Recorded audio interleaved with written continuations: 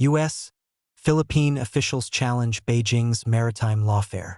U.S. and Philippine defense officials challenged Beijing's maritime lawfare on Monday at a regional security conference in Malaysia, accusing the Chinese regime of using false legal claims and unilateral rules to pressure other countries into surrendering sovereign rights.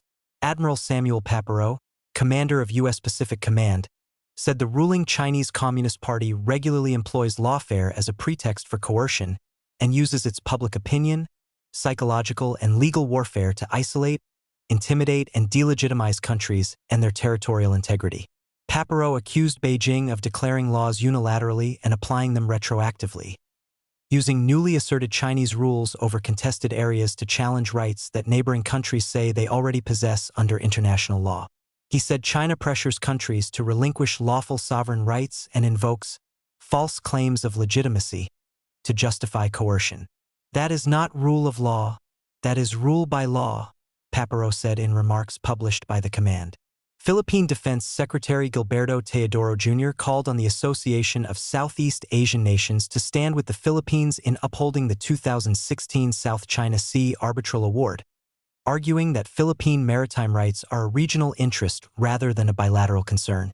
The official spoke during U.S. Pacific Command's 37th Annual International Military Law and Operations Conference in Kuala Lumpur.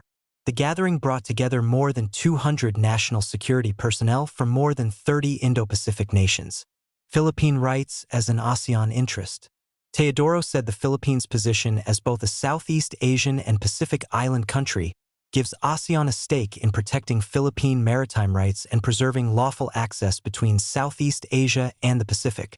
If ASEAN wants unimpeded access to the Pacific under a regime of unclose and our trust and confidence, it follows ensuring Philippine entitlements as a whole under ASEAN's interest, he said, referring to the UN Convention on the Law of the Sea.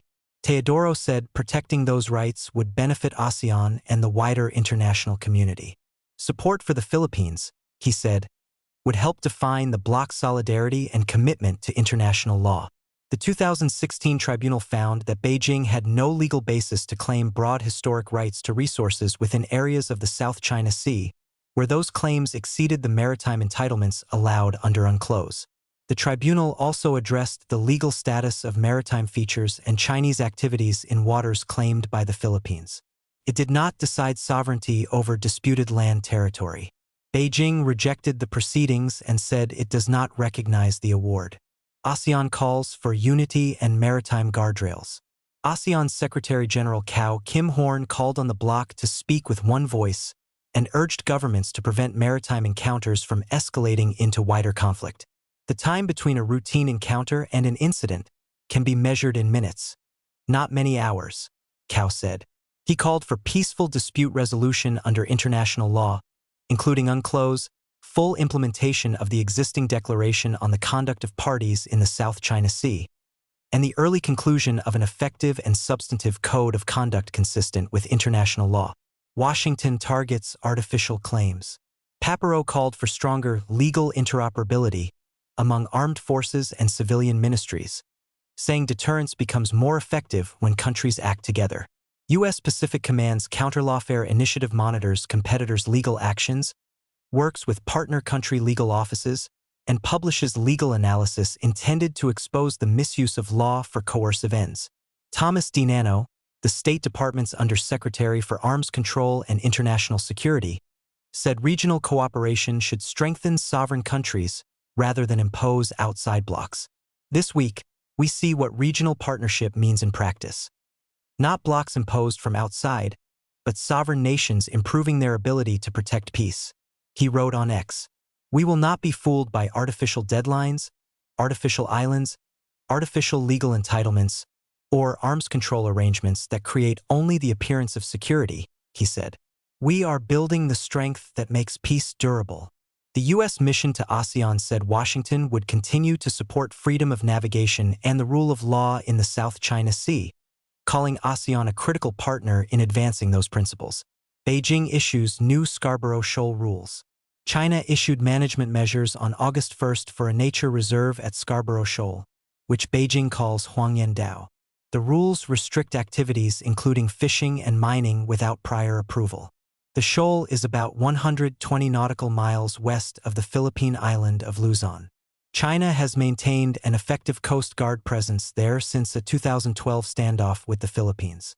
Colin Ko, a maritime security researcher at Singapore's S. Rajaratnam School of International Studies and a speaker at the conference, described the measures as another example of Beijing using domestic rules to provide legal cover for more aggressive control measures against Philippine fishermen and government forces. He said the measures should be considered alongside other Chinese instruments, including Beijing's Coast Guard law. Allies expand operations at sea. The conference followed a 5-day maritime cooperative activity conducted by the armed forces of the Philippines, Japan Maritime Self-Defense Force, and U.S. Navy inside the Philippine Exclusive Economic Zone from July 21st to 25th. The activity included anti-submarine warfare training, maritime domain awareness operations, replenishment at sea, vertical replenishment, and coordinated naval maneuvers. The U.S. 7th Fleet said such activities are conducted consistently with international law and with regard for the safety, navigational rights, and freedoms of all nations. It said the participating countries support freedom of navigation, overflight, and other lawful uses of the sea and international airspace. Together with sovereign partners across the Indo-Pacific, we will ensure that no nation can close the commons, dictate the rules, or decide the future of this region alone, Di Nano said in his post.